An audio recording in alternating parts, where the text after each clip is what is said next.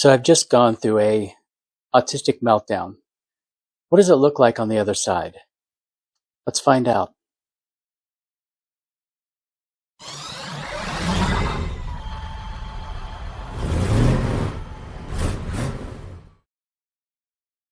Hi, welcome back to the channel. If you're new here, my name is Chris, and I started Logical A Meets World with the purpose of not just to educate, but also share various parts of my life as an adult who was late diagnosed with autism. So in the community section of my channel, I decided to pose the question of what anyone on the channel would like me to cover.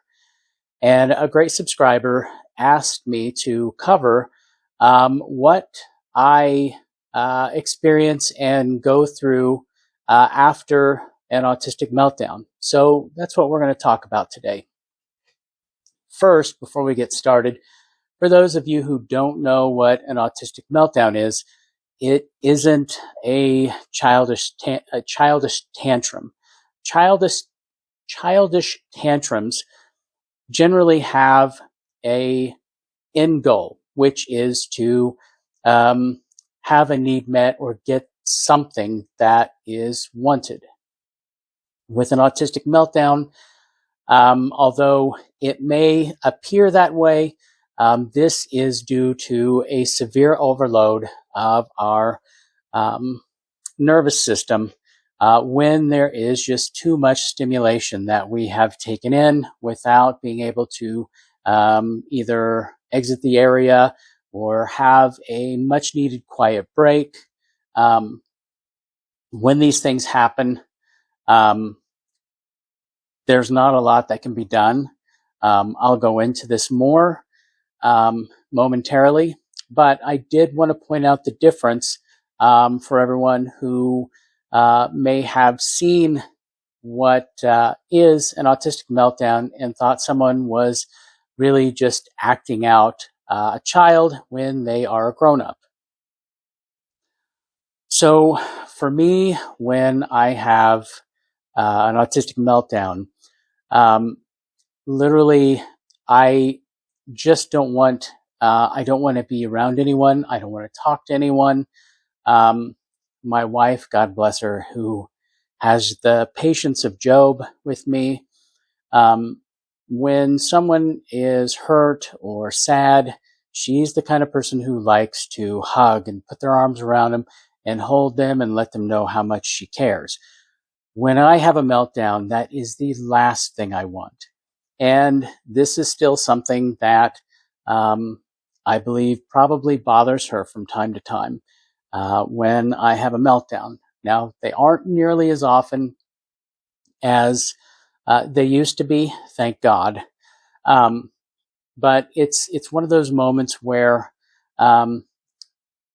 if anyone tries to persist to try to help me in the area, it is just deemed a very threatening thing for me.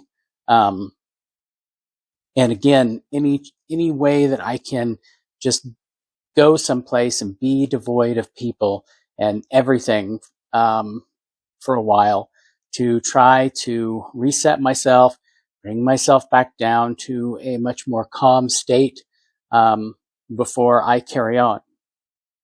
Now, when I have a meltdown and my wife is around, it probably appears that I'm rude or nasty or very mean to her.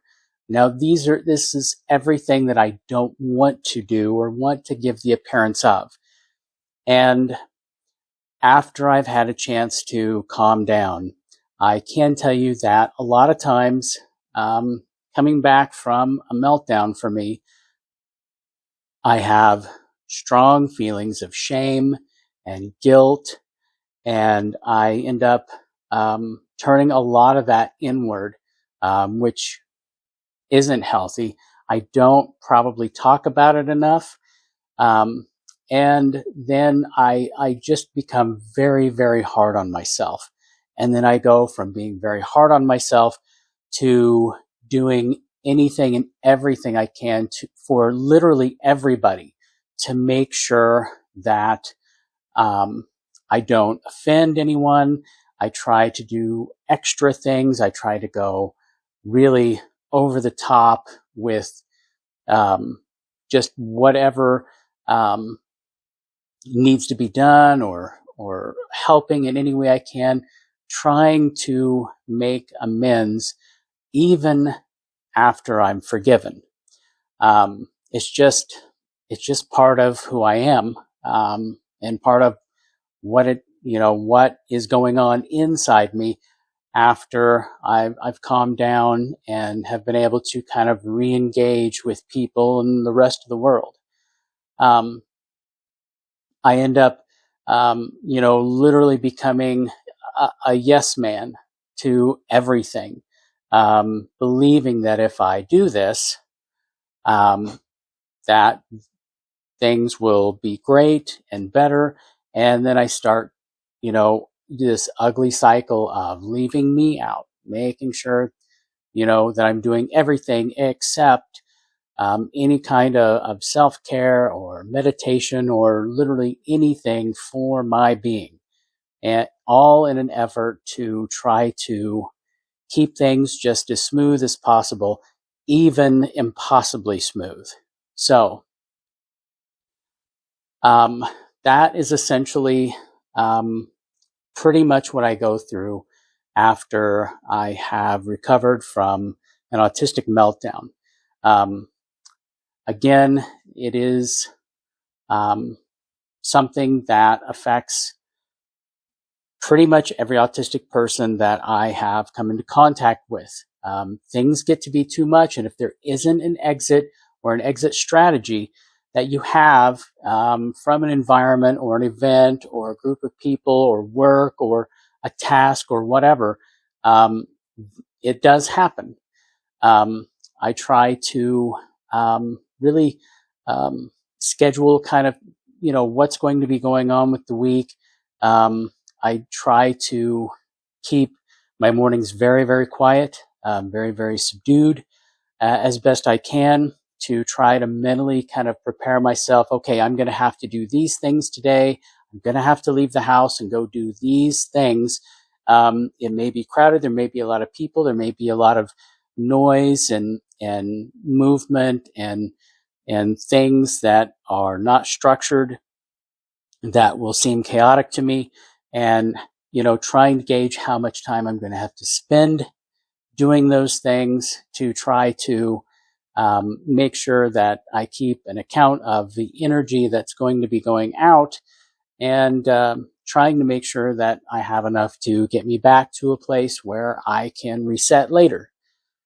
So I hope the great subscriber that asked me to do a video on this, I hope this maybe resonates in any way with you. If it does, I would love to you to leave some comments if you want to discuss this more. If there's anything that maybe you would like me to touch on further on this, I'm happy to do a Redux video on the topic. But that's going to wrap up today's video. I thank you so much for taking time out of your busy day to stop by the channel. If you liked the video, please give it a like. If you are interested, curious, or find it something that you would like to learn more about as it relates to the autistic spectrum, please consider subscribing and ringing the bell so that you will be notified of upcoming videos.